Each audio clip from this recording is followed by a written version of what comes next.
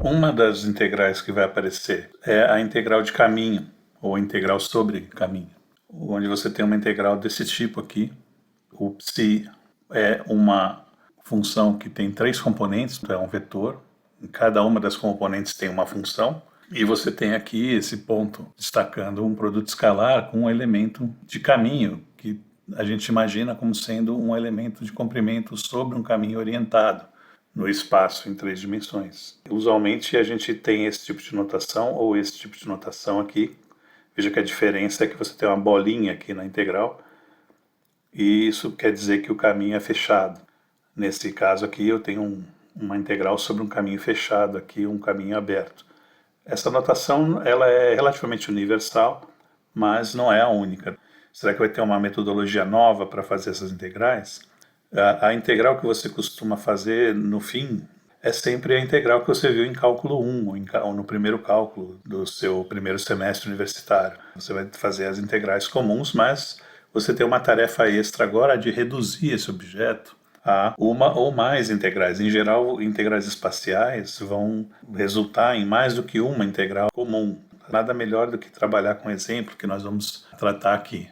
O psi é nada mais do que uma constante vezes o r. Ele está aqui embaixo na representação cartesiana, então as variáveis aparecem aqui x, y e z, e eu quero saber como que eu vou proceder para fazer essa integral sobre um caminho qualquer. Uma coisa que você deve ter em mente é que o elemento infinitesimal, dl, é sempre dado pela variação das próprias variáveis cartesianas. Então aqui eu tenho ele escrito na representação cartesiana. Isso aqui que é a mesma coisa que isso, aqui você tem uma representação em parênteses e aqui você tem uma representação em termos dos vetores unitários da base cartesiana. O primeiro passo que você precisa efetuar para fazer essa integral é substituir essa forma aqui junto com o vetor que você vai integrar, o campo vetorial que você vai integrar, você precisa conhecer. Então aqui, no caso, nós temos esse exemplo aqui, e efetuar o produto escalar, para ver que tipo de integral que vai resultar desse passo, e aí prosseguir ao próximo passo. Vamos fazer isso. Vamos então substituir o campo vetorial proposto como exemplo na integral, no integrando aqui, e também essa forma aqui do dl ou dr, que é sempre a mesma, em representação cartesiana ela sempre tem essa forma aqui. Vamos substituir aqui e efetuar o produto escalar, o que está feito aqui.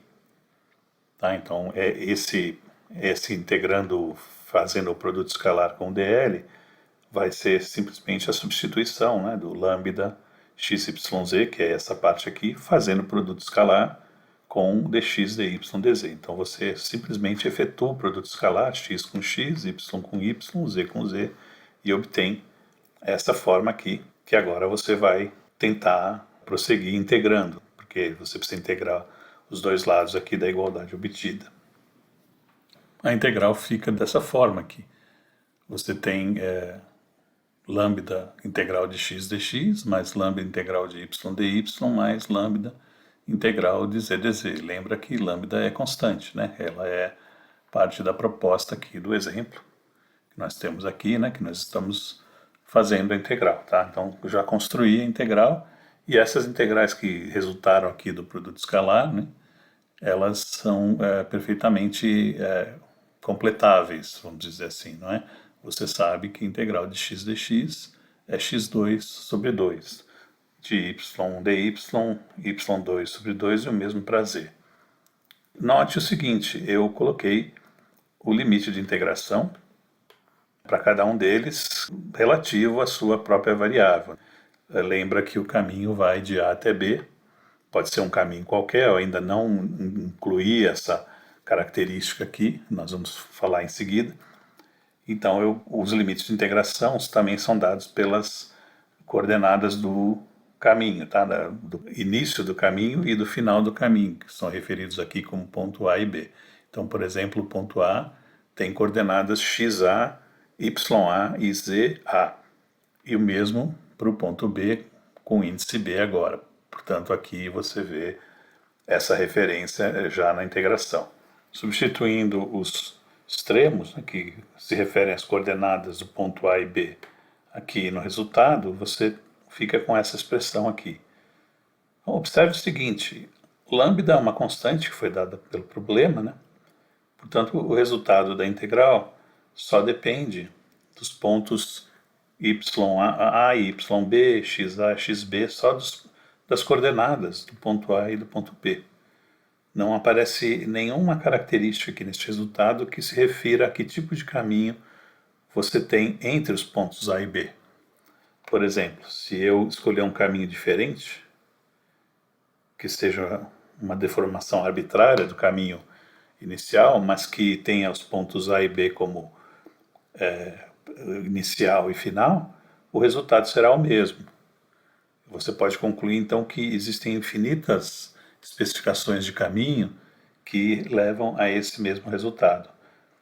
Esse tipo de integral a gente diz que é uma integral que não depende do caminho escolhido entre os pontos, apenas os pontos finais e inicial. É uma característica bastante importante que tem a ver com a escolha desse psi aqui que a gente integrou. Tá? O tipo de psi que a gente escolhe vai determinar se a integral é ou não dependente do caminho.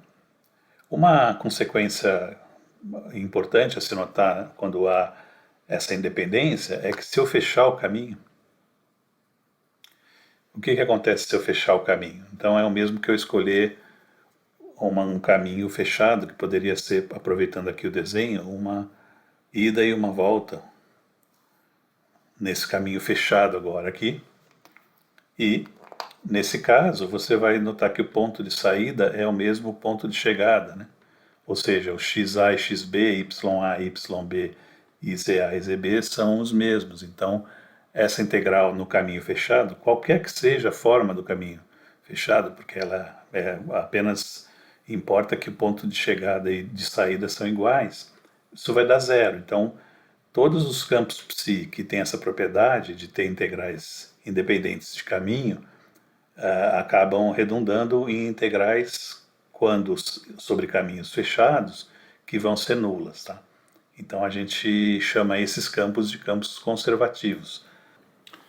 Neste segundo exemplo, a gente tem um campo vetorial, né, uma função psi, vetor, que é dada agora por essa forma aqui. Então, na componente x, você tem o y. Isso é perfeitamente aceitável. Tá? Você pode ter qualquer tipo de função de x, y e z aqui na componente x, qualquer tipo de função das variáveis x, y, z também aqui, e o mesmo na componente z. Tá? Você poderia ter combinações de yx, logaritmo de x vezes y aqui, etc. Tá? Nesse caso, a gente tem uma função mais simples, que é o próprio y, só que na variável x. Isso aqui é o psi-x, a componente x do campo. Esse aqui é o psi-y, né? E esse aqui é o psi-z. Essas componentes que estão aqui dentro são geralmente referidas como as componentes x, y e z da função. Você fazendo novamente o produto escalar, no caso x aqui é componente x com a componente x do vetor, porque é um produto escalar, né? A componente y aqui com a componente y do elemento de caminho, né? Você vai obter então y dx mais lambda dy, né, que está errado, vou apagar, vou colocar aqui dy, né, mais 0 vezes dz, que dá zero, tá? Então já deixei o zero aqui. O resultado, você consegue fazer essa integral aqui, mas não consegue fazer essa porque você não sabe quem que é y de x. Na verdade, você precisa especificar o caminho que vai daqui até aqui, justamente uma função y de x, que vai ser o caminho que vai determinar, tá certo? Então, essa integral, ela depende do caminho. Você não consegue expressar ela simplesmente como uma função do ponto inicial e ponto final, tá? Vamos prosseguir um pouquinho para ver como isso se dá. Está aqui o resultado, né? Eu consigo completar essa integral, né? E essa parte aqui só depende dos pontos extremos, né? O YB e o YA. não depende de qual caminho que está percorrendo o intervalo entre A e B, que são 2 pontos. Mas essa integral aqui, eu preciso especificar como y varia com x ao longo do caminho. Tá? Então vamos fazer um exemplo aqui. Digamos que eu escolho um caminho que vá de A até B em linha reta, tá? O mais simples possível. Vai em linha reta.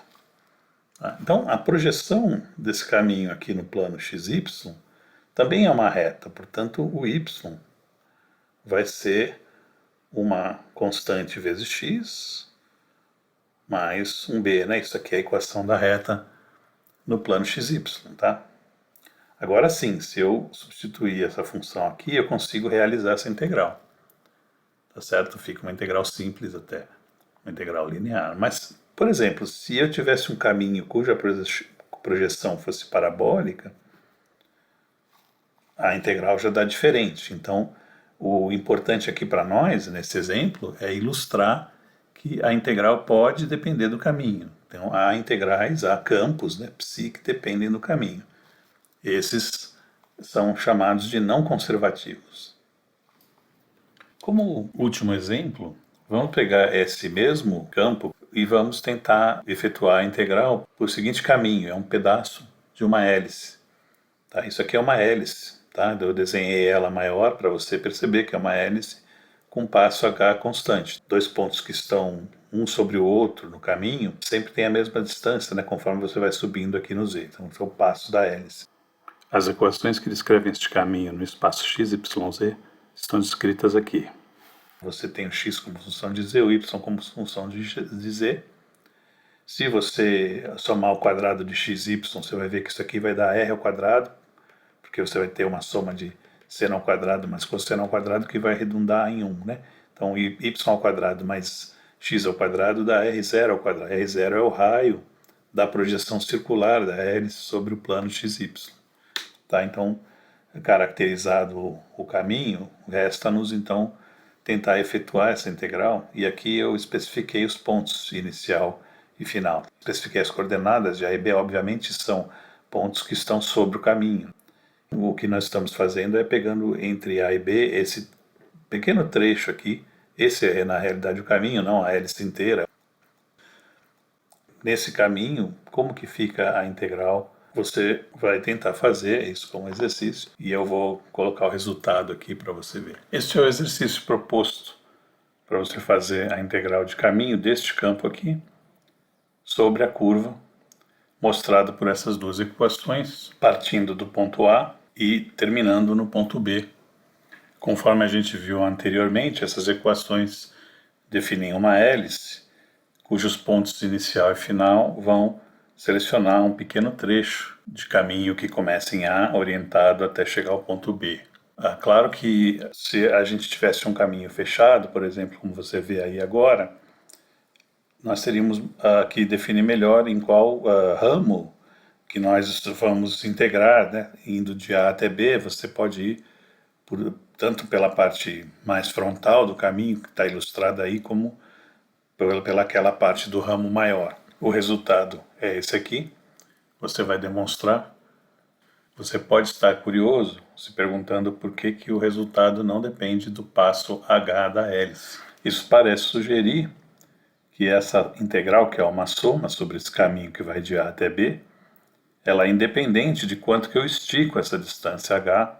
Se eu deixar a mola cada vez mais esticada, pensando nisso aqui como uma mola, você então teria que a integral sobre esse caminho continuaria valendo a mesma coisa, dependendo apenas do diâmetro aqui, que é a projeção na circunferência no plano XY. Isso é um pouco contraintuitivo, mas veja, isso tem a ver com o campo que você está integrando, né? A dependência que ele tem aqui. Fica mais essa pergunta para você responder. Por que o resultado não depende de H? Você tem 3 alternativas aqui. Você vai olhar para o campo escolhido e vai responder: é porque a componente ψz é igual a zero? É porque psi não depende de z? Não aparece nenhuma função de z em nenhuma das 3 componentes? Ou nenhuma das alternativas? Vamos trabalhar o conceito de fluxo aqui, que está relacionado com integrais sobre áreas, que são integrais espaciais. Como motivação, vamos estudar um problema específico, que é o de um fluido passando por alguma região aqui do espaço.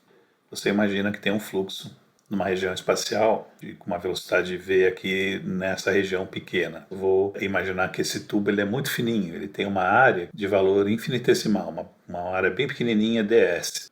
O valor do comprimento que você tem ao longo da corrente aqui nesse caso, a gente chama de dl, portanto o volume é o produto ds vezes dl, e eu tenho dentro desse elemento infinitesimal de volume um valor de massa que eu chamo de dm.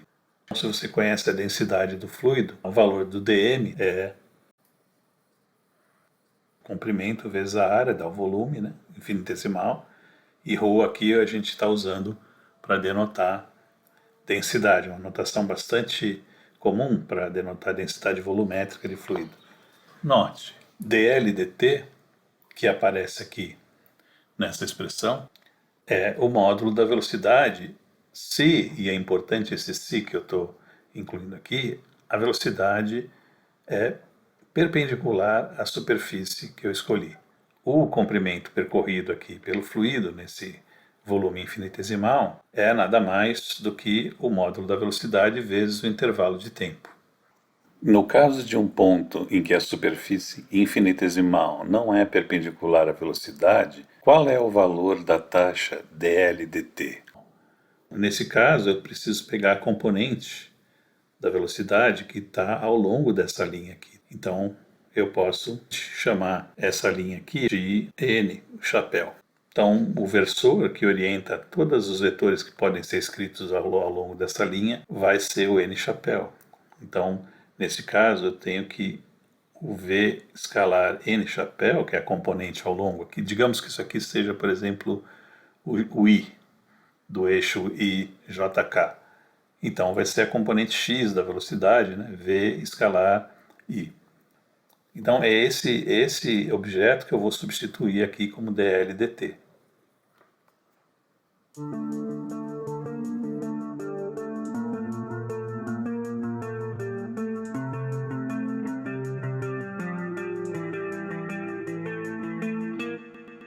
Fazendo a substituição aqui do dl dt, você fica com essa expressão aqui. O fluxo, que eu estou dando o nome aqui, é a densidade vezes esse produto escalar aqui. O que acaba acontecendo aqui é que a gente é motivado a definir um elemento de área orientado para uma superfície. A gente vai chamar isso aqui do vetor elemento de área. Chama todo esse conjunto aqui de ds.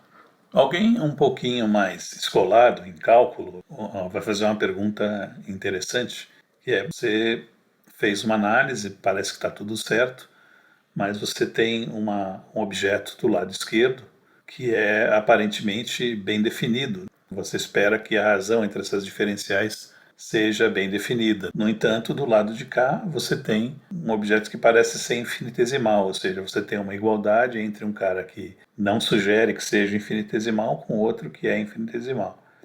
Mas isso é apenas uma formalidade da notação. Na verdade, esse objeto aqui do lado esquerdo é um infinitésimo de fluxo. Eu estou analisando um fluxo sobre um elemento de volume infinitesimal. Formalmente, eu poderia escrever um d disso aqui, e aí ficaria mais condizente a notação. Prepara o que a gente vai fazer no próximo passo, que é integrar isso aqui para saber o fluxo total sobre uma superfície finita, não infinitesimal, como é o caso da análise aqui. Dada uma superfície aberta, uma superfície que poderia ser imaginada como uma calota, que você poderia completar para obter uma superfície fechada, você imagina essa superfície imersa num fluido em movimento com velocidade v, que é atribuída a cada um dos pontos do espaço, e densidade ρ, que também é diferente possivelmente em cada um dos pontos do espaço. Nós estudamos o fluxo através de um elemento infinitesimal de superfície. Definimos o vetor área infinitesimal, área orientada, um vetor, e vimos que o fluxo é medido por essa quantidade, a velocidade vezes a densidade, produto escalar com a área infinitesimal do elemento de superfície. Isso está o fluxo infinitesimal, ou dφ, como a gente pode escrever também. Chamando de S, essa superfície inteira aberta, eu estou interessado em saber o fluxo sobre a superfície completa. Então eu integro essa igualdade, obtendo a expressão que define o fluxo sobre a superfície S. A gente usa a letra S para indicar que está cobrindo uma certa região do espaço. Se a superfície for fechada, a gente pode incluir esse símbolo aqui. Aí você já precisa imaginar essa região como uma superfície fechada. Note que a orientação da superfície, quando ela é fechada, imagine que isso aqui seja uma bolha. Então ele está espetado aqui na superfície, mas tem uma orientação para fora da superfície. A gente define duas regiões, um lado de dentro e um lado de fora da superfície, quando ela é fechada, e os vetores que são normais à superfície orientam-se para fora dela por convenção. Claro que nós estamos trabalhando com o conceito de fluxo de um fluido, como por exemplo a água, e partimos da definição de taxa de variação da massa através de um elemento infinitesimal, como você viu na parte anterior do vídeo. Portanto, é preciso, se você for prosseguir com esse problema de fluidodinâmica, digamos assim, definir melhor o que é essa quantidade dm dt que aparece, que eu chamei de fluxo. Não vamos estender aqui a análise, uma vez que estamos interessados apenas no conceito de fluxo. O que vamos fazer é generalizar o conceito de fluxo a partir da motivação que tivemos analisando os fluidos. Dado um psi qualquer, que é um campo vetorial cujas linhas estão esboçadas aqui nesse desenho, que é uma função das variáveis x, y, z que definem um ponto no espaço, o fluxo deste campo é definido como uma integral do produto escalar do campo pelos elementos de área orientados, cobrindo a superfície S sobre a qual queremos calcular o fluxo de psi. Então essa é a definição de fluxo. Como primeiro exemplo, vamos calcular o fluxo de massa através dessa superfície ilustrada aqui, por um fluido que escoa com um campo de velocidades uniforme, como está colocado aqui. V tem módulo constante, a densidade tem módulo constante e o campo de velocidades está ao longo da direção x, dada pelo versor x chapéu. Os três versores da base cartesiana estão ilustrados aqui e a superfície é orientada de acordo com a base, com o centro do paralelepípedo que ela forma, aqui bem na origem do sistema de eixos. A gente vai basicamente calcular essa integral aqui para essas condições. A primeira coisa que a gente vai fazer é identificar os elementos ds de superfície que vão entrar aqui nessa integral. Então, na face AB, que é essa face frontal aqui, você tem o versor normal, é o próprio x da base, em qualquer ponto da face. Na face AB oposta, que eu chamei essa outra face, que é oposta a essa aqui, ela é praticamente a mesma face, só que aqui nessa outra posição traseira, você tem menos x. Para superfícies fechadas, os versores normais às superfícies são sempre perpendiculares à superfície naquele ponto e orientados para fora delas. Você tem situações similares para as outras faces. Nesse exemplo, a gente pode antecipar que o fluxo total vai ser zero com essas condições, porque você tem o campo de velocidades uniforme, é o mesmo em todos os pontos, inclusive nas superfícies. Então você pode colocar esse produto ρV aqui fora da integral.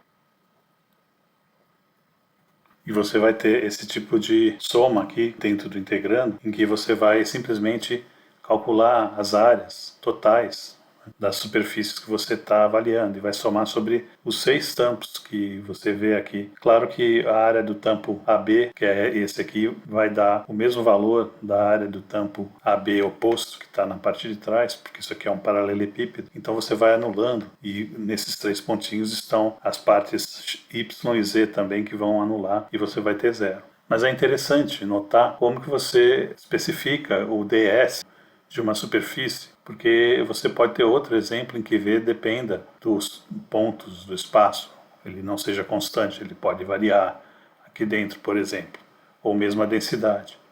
Então, de qualquer maneira, você vai precisar especificar o ds, vetor, que é diferente em cada superfície. Então, por exemplo, na face AB, que é essa frontal aqui, como que você escreveria o elemento de variação infinitesimal de área? Bom, é uma área infinitesimal ao longo do versor unitário naquele ponto. Como a gente viu, o versor unitário é x do chapéu, para a superfície inteira. E o elemento de área, ele vai ter a variação de dy e dz. Não tem do x, porque você está sobre uma superfície que está numa posição x fixa. Essa posição, se você olhar aqui, você vai ver que a posição aqui dessa superfície frontal aqui, AB, está na posição x igual a c sobre 2, então constante, então não tem dx ali. Você pode ter uma superfície torta aqui, que você tem dx, dy e dz, se bem que como é uma superfície, você vai ter uma relação entre pelo menos duas dessas coordenadas. Tem y como função de x, por exemplo. No exemplo 2, vamos calcular o fluxo associado com esse campo aqui sobre essa superfície, que é a superfície de um cilindro, de raio A e altura H. Para fazer isso, a gente divide a superfície em 3 superfícies diferentes. Uma é o tampo de baixo do cilindro, a outra é essa parte curvada lateral do cilindro, e essa de cima, S2, é o tampo superior, que está em Z igual a H, que é um plano que corta aqui o eixo Z. A integral fechada vai se separar em 3 integrais abertas, sobre a superfície lateral, que é o S0, a superfície de baixo, que é o tampo de baixo, S1, e o tampo superior aqui, S2. Então a gente tem que saber quem são esses elementos infinitesimais de área nas respectivas superfícies. Os versores normais são esses 3 que eu desenhei aqui. No tampo de baixo, esse versor é menos Z. É um vetor que está normal a qualquer plano que corte o eixo Z perpendicularmente. Mesmo para esse aqui, só que agora, por causa da orientação da superfície, ele aponta para cima. É o mesmo versor sobre todo o tampo de cima. E na lateral do cilindro eu denotei como N esse versor aqui, cuja única propriedade que nos interessa é que ele é perpendicular ao Z. Ele cobre aqui toda essa superfície lateral, então você pode imaginar vários versores unitários saindo como se estivessem espetados normalmente ou perpendicularmente a essa superfície lateral. O que é especial para nós é que o produto escalar desse N com o Z vai ser zero nessas integrais. Lembrando a forma compacta de denotar esse campo vetorial, que usa o versor que denota a direção Z, né, ou K, como a gente às vezes chama isso aqui, substituindo aqui, fica com esse resultado, onde a gente nota que os produtos escalares dos elementos de superfície vão aparecer aqui com o vetor Z. Como eu disse antes, aqui na superfície S0, que é essa lateral, o produto escalar de Z com S0, o ds0, que é colinear com N, isso aqui vai ser proporcional então a Z escalar N, que é igual a zero. Então essa integral vai ser nula. Ficamos então com essas duas integrais, uma feita no tampo inferior aqui do cilindro e outra feita no tampo superior. Nesses tampos, como eu já havia antecipado, os elementos infinitesimais de área orientada são ds1 menos Z, porque aqui você tem o versor para baixo ao longo de um elemento que é o módulo do ds. Você pode chamar isso aqui de dx dy, porque são o tipo de variação que você vai ter ao longo de planos que são paralelos ao plano xy. O z não varia nesses planos. Então o ds pode ser colocado como dx dy para os dois, mas isso não vai ser necessário nesta integração que nós vamos fazer. O z, que aparece aqui no integrando, é constante. No tampo de baixo, o z vale zero, e portanto essa integral se anula, sobrando apenas essa para avaliar. Já nessa integral aqui, o z está no tampo de cima, portanto vale h, que é uma constante, então pode ser tirada para fora da integral. Agora eu uso aqui ds2, fazendo o produto escalar com z, isso aqui dá 1. Eu vou ficar apenas com ds aqui, e essa integral aqui é a integral do elemento de área do tampo de cima sobre o tampo de cima. Portanto, ele vai dar a área do tampo superior, que é π vezes a ao quadrado, que é o resultado final da integração.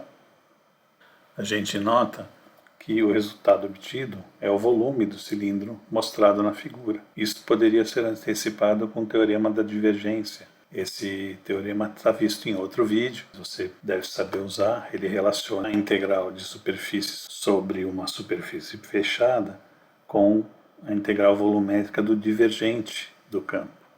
O divergente desse campo aqui é muito fácil de se calcular, ele dá 1, e é uma constante, ele é 1 em todo espaço, portanto a integral do lado direito aqui do teorema vai dar como resultado o volume no interior da superfície fechada sobre a qual estamos fazendo a integral.